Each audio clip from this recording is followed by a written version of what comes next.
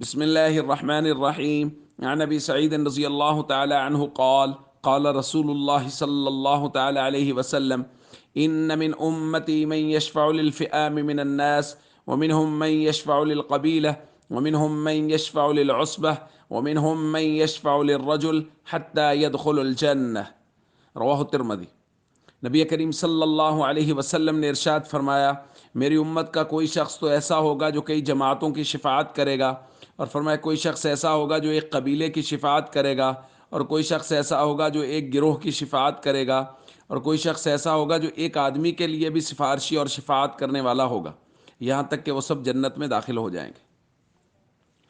دوستو، قیامت کے دن اللہ تعالیٰ نبی کریم صلی اللہ علیہ وسلم کی امت کو بھی شفاعت کا حق نصیب فرمائیں گے، اور یہ امتی بھی شفاعت کریں گے۔